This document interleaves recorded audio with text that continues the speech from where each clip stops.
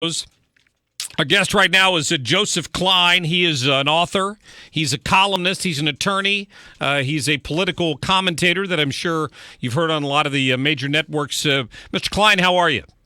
I'm doing fine. Thanks for having me. Absolutely.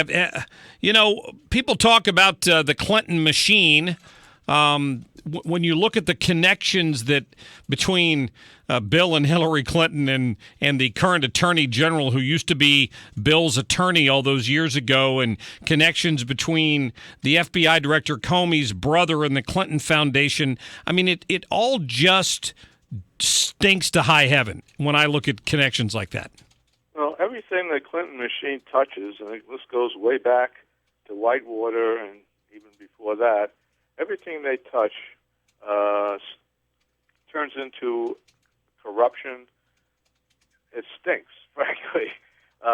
And they taint everybody around them. And when someone becomes expendable, they'll throw them under the bus. And we're seeing that now play out with their tentacles into the Justice Department. Loretta Lynch has proven to be as bad as Eric Holder, and that's hard to do, since Eric Holder, her predecessor, had politicized the Department of Justice and just turned it into a farce when he stonewalled the investigation into the Fast and Furious scandal.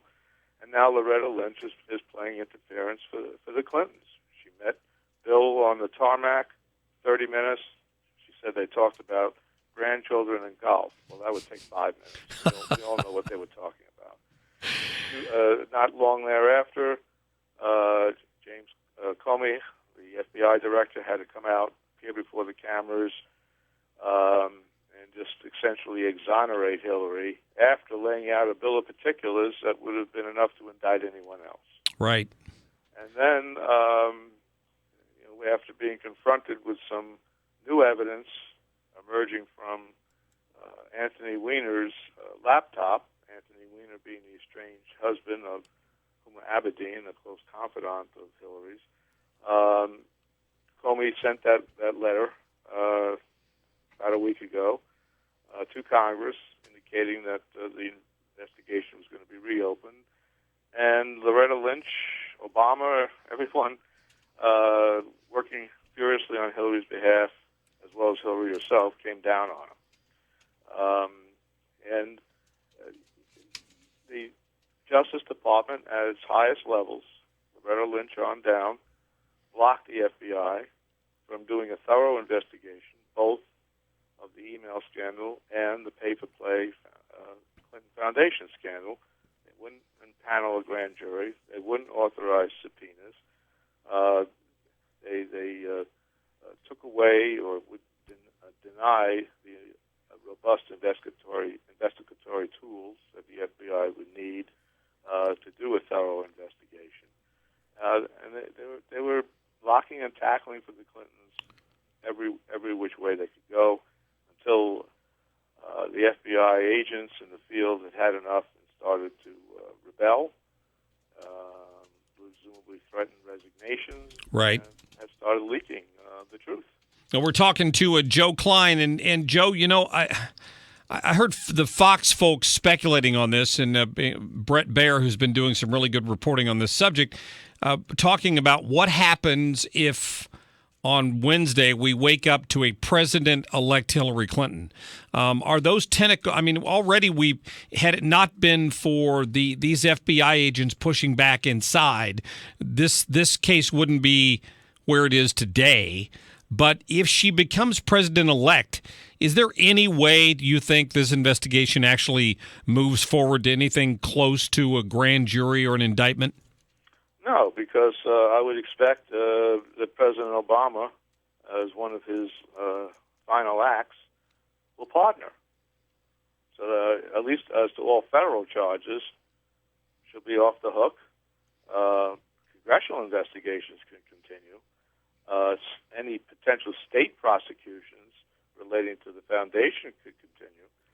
But the FBI will be, those investigations will be shut down. So Obama, I'm virtually certain, would pardon her. And he'll rationalize it by saying the American people, knowing all the facts, still chose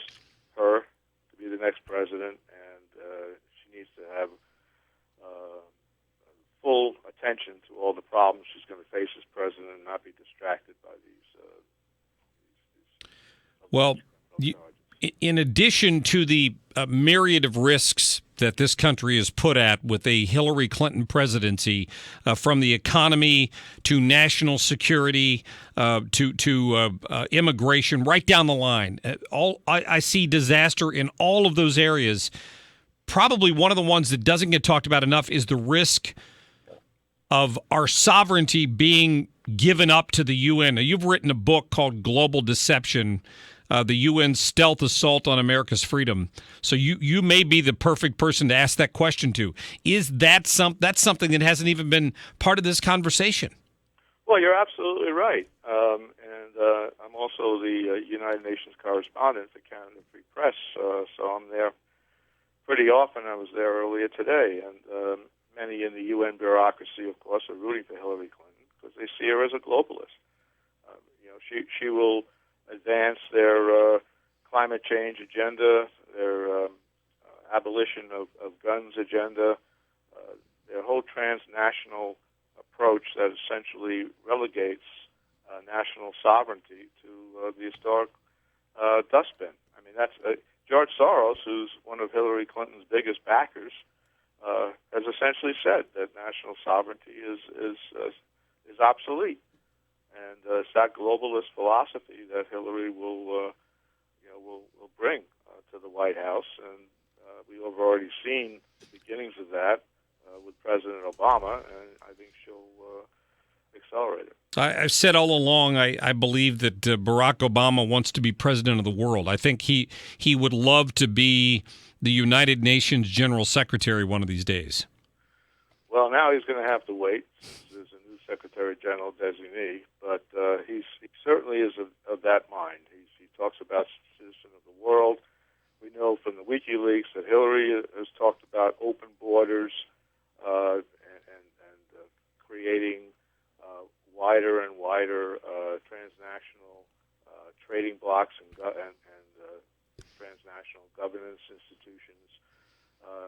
She told the World Women's Conference, I think last year, that if religious beliefs get in the way, yeah, you have to change them so that she can, through the UN and other means, enact her pro-choice agenda. Joe Klein, I appreciate your time. The book, by the way, is called Global Deception, the UN Stealth Assault on America's Freedom. It's available there on Amazon.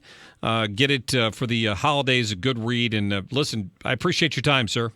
Okay, thank you. Have a great weekend. Yep, thank you, Joe, for spreading some light on that. It's, telling you what, lots at stake here. But when you just think for a moment about the connection she has in the agencies that we're depending on to prosecute, to investigate and or prosecute her, or hopefully prosecute her, it's disheartening.